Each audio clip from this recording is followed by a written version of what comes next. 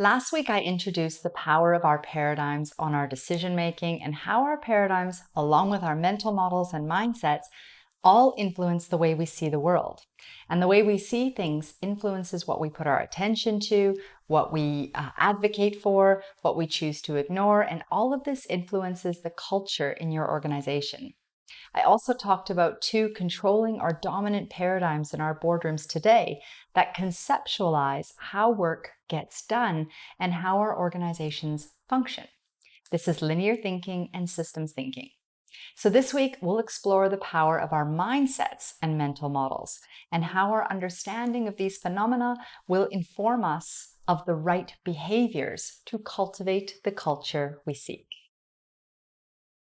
I'm Samantha McGolrick, and welcome to our little corner of the internet where I help purpose-driven board members drive systemic change and make a positive impact on the health, happiness, and resilience of society. Prominent systems thinker Peter Senge described mental models as deeply ingrained assumptions, generalizations, or even pictures or images that influence how we understand the world and how we take action. Sounds very similar to a paradigm because it explains how we understand things and how we act on that understanding. But mental models can be at an individual or group level, whereas paradigms are more at a group or community related. Our mental models are fundamental to the way we learn. They can be the reason we shut out information or why we entertain new information, which is particularly interesting if we want to understand why we do or don't learn from other organizations' failures, something I talked about in a previous video. Our mental models are informed by the dominant or controlling paradigm, but they're also informed by our values and our life experiences and the environment in which we live or work. They can be so basic or tacit that they can even exist below a level of awareness where we might not even be conscious of them.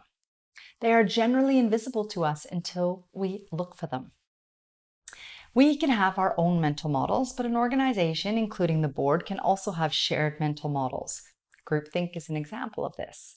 You might say that our shared mental models are similar to that of organizational culture, those shared beliefs and assumptions of the way we do things around here. Whereas our individual mental models are similar to organizational climate, which is people's individual perception of how we do things around here.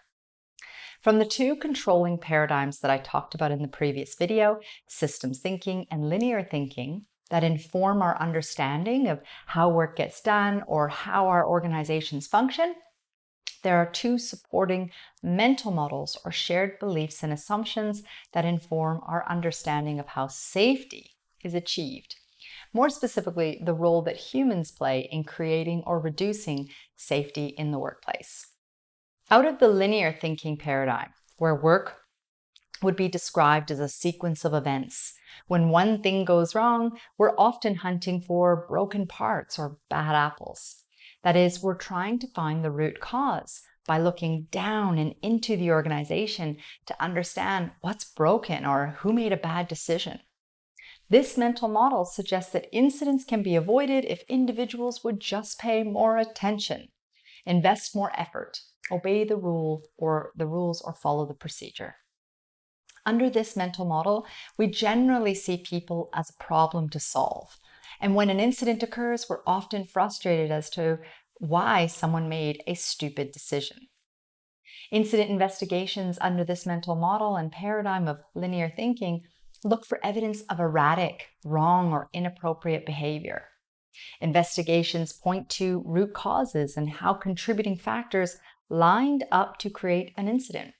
Remember, event A causes event B, which causes event C, linear thinking. You'd be familiar with this line of thinking if you're familiar with the Swiss cheese model.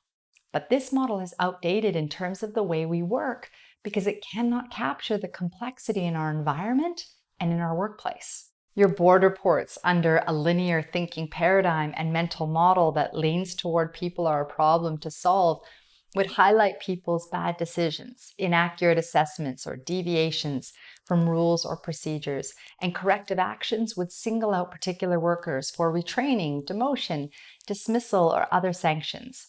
It might seem like the right answer to get rid of the bad apples, or that more procedures and rules will create more control as to how work is done. But more control is not the answer when we work in complex systems where uncertainty is the only thing that's certain.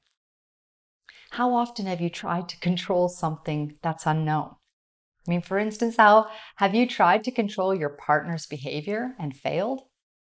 Their behavior, while sometimes familiar, is unknown to us. We don't exactly know what people will do in any given circumstance, even if they had a procedure or a rule book to follow. We don't even have certainty in how we would react in any given situation. There's so much context to keep in mind, and it makes our work and how work is done inherently complex. The second mental model, or shared belief and assumption on the role that humans play in creating or reducing safety in the workplace, falls out of the systems thinking paradigm. That's the second paradigm I talked about in the previous video. Systems thinking inherently captures complexity. And that is that workplace incidents are an inevitable byproduct of people doing the best they can in organizations that operate in complex systems, where there are inherent contradictions between such things as operational efficiency and safety. You might be shocked to hear a safety professional say that incidents are inevitable.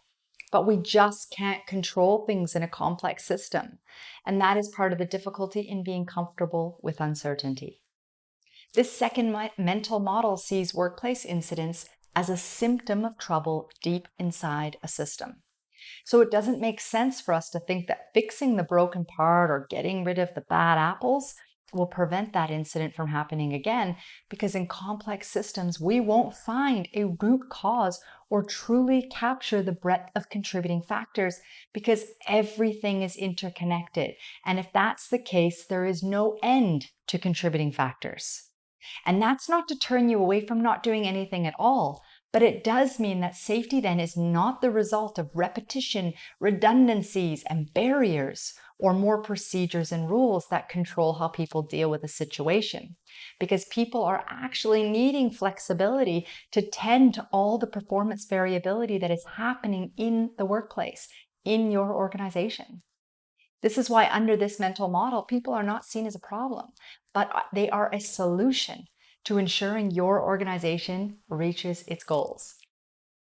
So that gives you a bit of an idea about the two mental models that fall out of the two dominant or controlling paradigms around the way work gets done and the role that humans play in creating or reducing safety in the workplace. So let's take a quick look at mindset before we wrap up. Similar to mental models, a mindset can be at an individual level or at a group level. But regardless of which one, mindsets are informed by the dominant or controlling paradigm and mental models.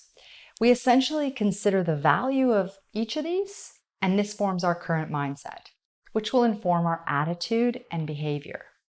Paradigms, mental models, and mindsets are tightly intertwined, and they interact to influence, among others, board members' behavioral strategies around what is required to maintain a safe and healthy workplace in terms of systems, resources, governance, and leadership.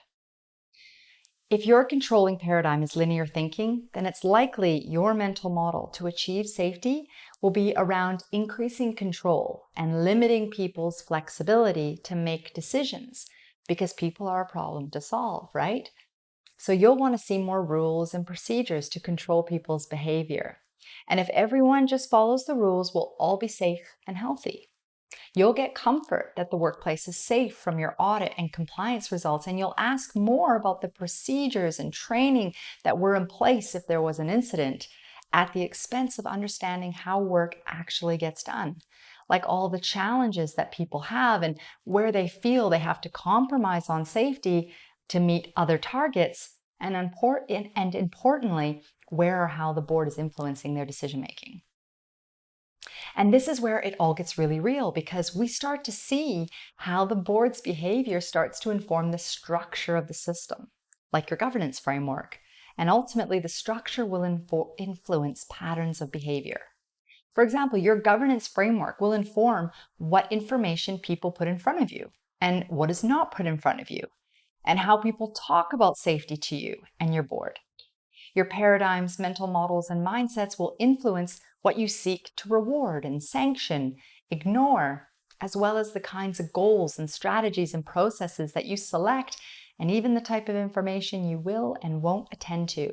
And therefore, these three phenomena and your behavior have a significant role to play on how you can influence organizational culture, and therefore safety, health, and well-being outcomes. So I hope this has given you some food for thought on the power of your paradigms, mental models, and mindsets, and which ones we can no longer rely on. Be brave and stay true to your commitment to lead from the heart, and my friend, I'm very confident that you will reap the rewards. Thanks so much for watching. If you enjoyed this video, I would love it if you click that subscribe button to help my content rise to the top so that others can enjoy it as well.